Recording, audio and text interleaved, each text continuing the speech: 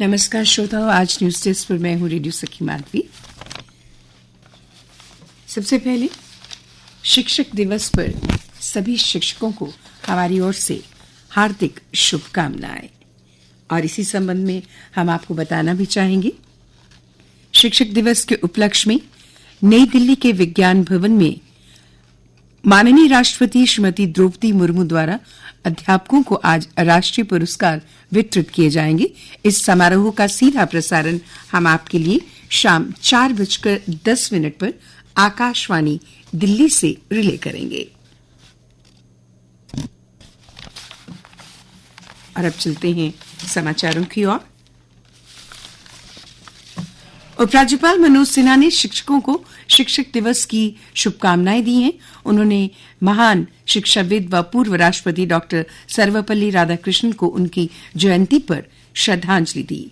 श्रीनगर की उर्फाना अमीन को आज राष्ट्रपति करेंगी सम्मानित। वो एक ऐसी शिक्षिका हैं जिन्होंने अपने नवाचारी दृष्टिकोण और समर्पण से शिक्षा की दिशा को बदल दिया है।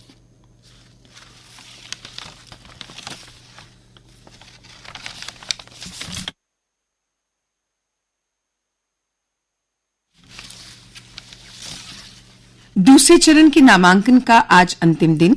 दूसरे चरण में 25 सितंबर को मतदान, तीसरे चरण की अधिसूचना भी जारी होगी। कश्मीर में दूसरे चरण के लिए अब तक 71 ने कराया नामांकन।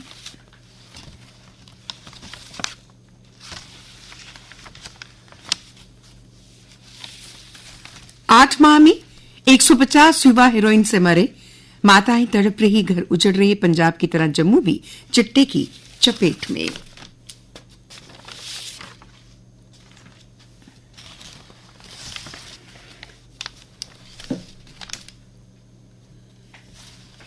जम्मू कश्मीर में सीजनल मानसून कमजोर रहा। 18 जिलों में सामान्य से कम हुई बारिश। जून से अगस्त के बीच प्रदेश के 8 जिलों में 50 से 80% तक कम हुई बरसात। नागालैंड में भूस्खलन से भारी तबाही, 6 की मौत। उत्तराखंड बद्रीनाथ मार्ग पर 300 श्रद्धालु फंसे। दलाई लामा को रेमन मैग्सेसे पुरस्कार।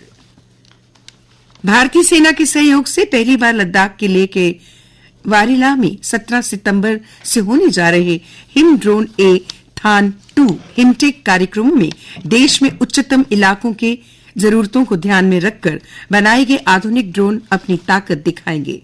प्रतिस्पर्धा में हिस्सा लेने के लिए ड्रोन निर्माण से जुड़ी 25 से अधिक कंपनियां कर चुकी हैं पंजीकरण।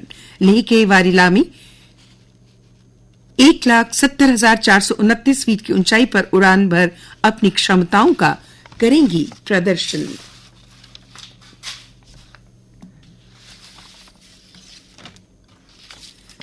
नई व उभरती तकनीक और अक्षय ऊर्जा के क्षेत्र में सहयोग बढ़ाएंगे। भारत ब्रुनेई पीएम मोदी और सुल्तान बोल्किया के बीच वार्ता में बनी सहमति। ब्रुनेई में रक्षा सहयोग मजबूत करने के लिए आपसी सहमति, आतंकवाद से मिलकर लड़ेंगे। ब्रुनेई की यात्रा खत्म कर प्रधानमंत्री नरेंद्र मोदी बुधवार शाम सिंगापुर पहुंचे। प्रधानमंत्री की 2 दिन की यात्रा का उद्देश्य द्विपक्षीय मित्रता को बढ़ावा देना, रणनीतिक साझेदारी को गहरा करना और दक्षिण पूर्व एशियाई राष्ट्र से निवेश आकर्षित करना है। सचिवालय में अटल डुल्लू ने बाढ़ प्रबंधन की तैयारी में समीक्षा की। किसी भी आपदा से निपटने के लिए एसओपी बनाने पर दिया जोर। उन्होंने कहा, जोनल स्तर में कमेटियों के सदस्यों को प्रशिक्षण देने की जरूरत।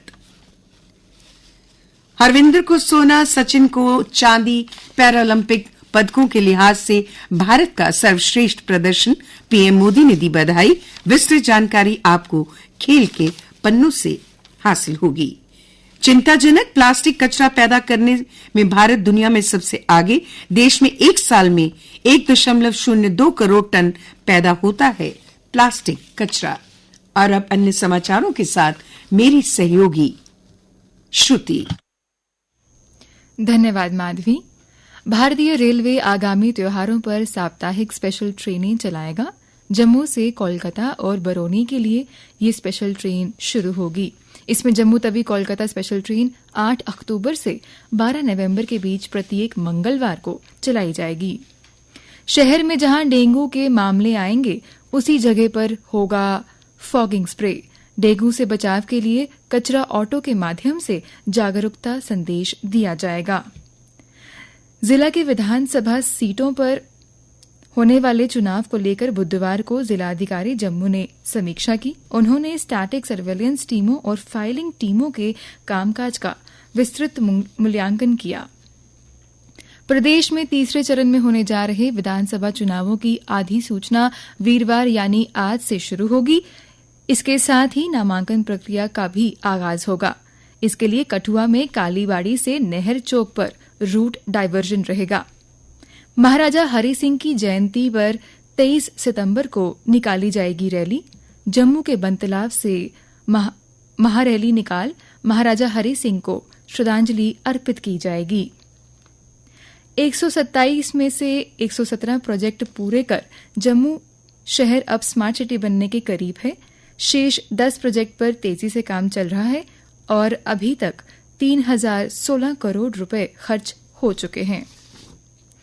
नागालैंड में भूस्खलन से भारी तबाही, 6 लोगों की मौत। मंगलवार से हो रही भारी बारिश के चलते भूस्खलन से हुई भारी तबाही में राष्ट्रीय राजमार्ग 29 सड़क टूटने के कारण नागालैंड की राजधानी कोहिमा और राज्य के दीमापुर के बीच संपर्क टूटा। और अब कुछ खेल समाचार।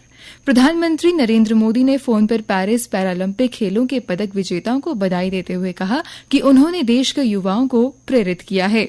कैथल के हरविंदर सिंह ने पेरिस पैरालंपिक में तीरंदाजी में स्वर्ण पदक जीता। 33 वर्षीय हरविंदर सिंह ने पोलैंड के लुकास सिजेक को 6-0 से शिकस्त देकर भारतीय खिलाड़ियों का लोहा मनवा लिया है। अभी तक भारत पैरालंपिक की पदक तालिका में 13वें स्थान पर है। 53वीं राष्ट्रीय स्तरीय केंद्रीय विद्यालय संगठन की खेल प्रतियोगिता के अंतर्गत जम्मू ने अंडर 14 आयु वर्ग के कबड्डी मुकाबलों में प्रतिद्वंदी टीमों को पराजित कर अपने दोनों मुकाबले जीत लिए हैं।